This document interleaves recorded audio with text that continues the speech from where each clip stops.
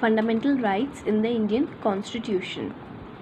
During our freedom struggle, the leaders of our freedom movement had realized the importance of rights and demanded that the British rules should respect rights of the people. The Motilal Nehru Committee had demanded a Bill of Rights as back as in the 1928. It was therefore natural that when India became independent and the constitution was being prepared, there were no two opinions of the inclusion and protection of rights in the constitution. The constitution listed the rights that would be specially protected and called them the fundamental rights. So this part actually tries to explain that when we were even under the British rules, our leaders even at that point realized that how important certain rights were to people. So basically when we have rights, we can do a certain basics, or we can achieve a certain basic standards through some basic rights only. So this was understood even at the time of Britishers. Okay, so at that time only, this Motilal Nehru Commission, they had demanded a Bill of Right as far back in 1928. Now why? Because if there is a Bill of Right, then definitely some certain rights would be written under it, and that would be protected by the constitution and the government itself, right? It would be listed clearly. Also, it would make sure that what all guarantees have been provided to us by the constitution to the citizens. Now when we were under Britishers, okay, or Britishers are having certain kinds of rules and regulations, it was really important at times to interact with the government or to show them that you need to work for us as well. So for that, or in order to survive a basic standard of living, we did needed rights. So that is why the importance of these kinds of right was felt as far back in the British rule itself, and even a commission was passed, which is the Motilal Nehru Commission, to have a Bill of Rights. Okay, also when we gained independence, so we were not puzzled or we were not confused that will we have Bill of Rights or not. We didn't had second opinions. Okay, we did not have two opinions. We were quite sure that when we will gain independent, we will have this Bill of Rights. Okay, where the constitution listed those rights, and we will call those rights as fundamental rights. Okay, as even after independence, we did have fundamental rights which are now protected within the constitution and is listed in the Bill of Rights.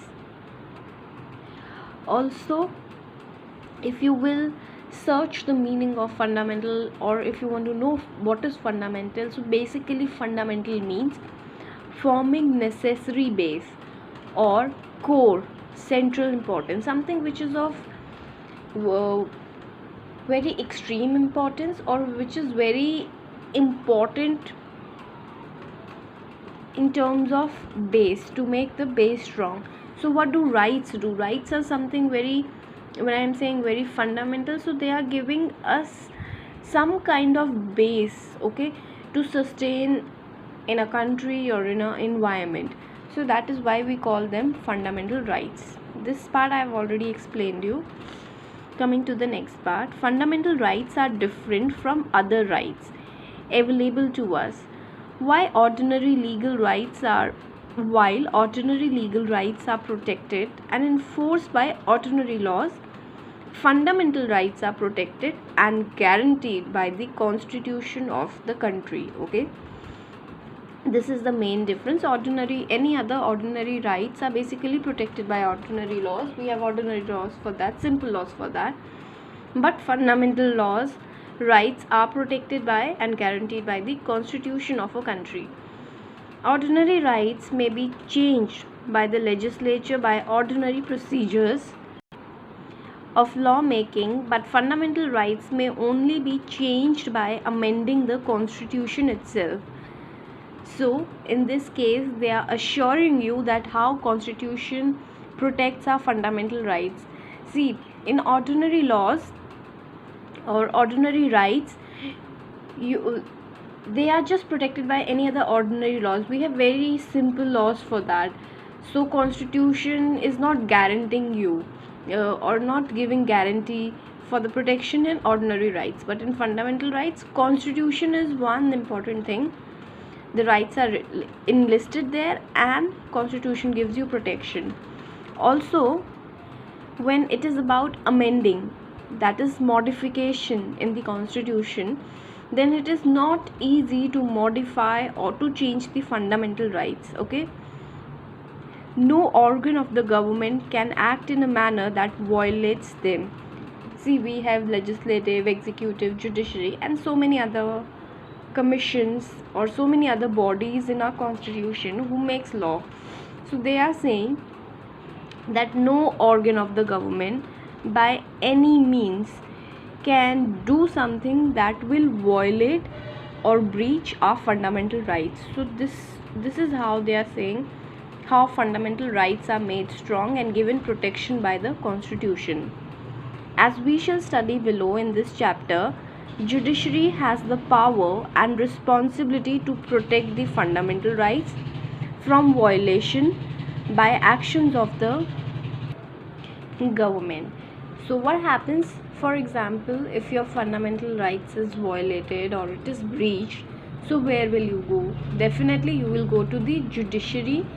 That is one organ of the government which comprise of courts, right? You will file a case in the court. So judiciary will give you protection on behalf of the constitution.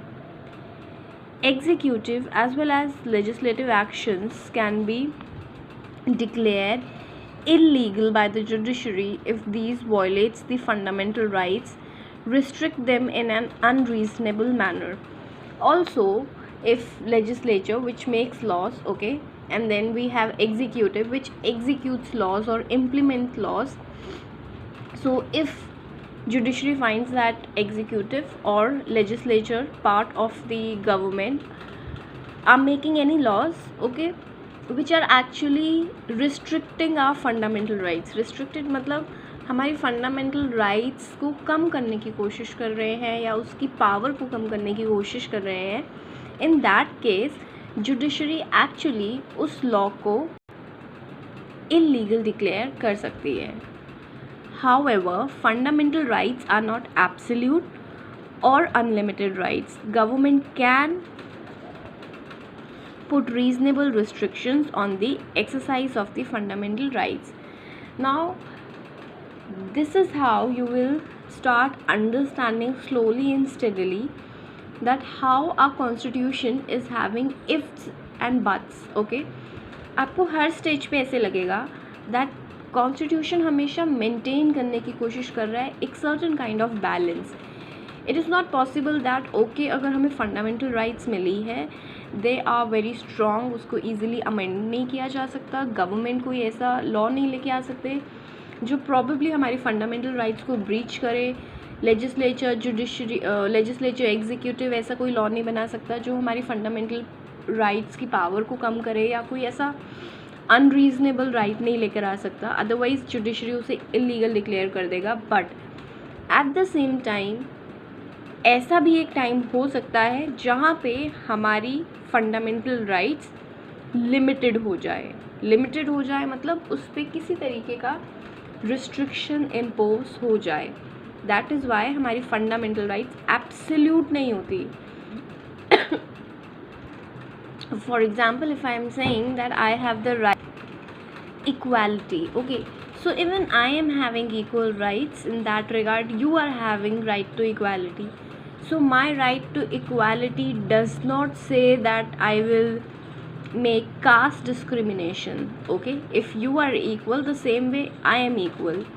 Also, the fundamental rights are not absolute in the sense when there is a condition of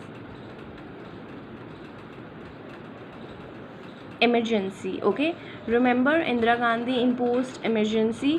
So when an emergency condition is there or emergency is imposed, our fundamental rights are kind of limited by the government for the welfare of all. Okay, so this is what fundamental right is all about.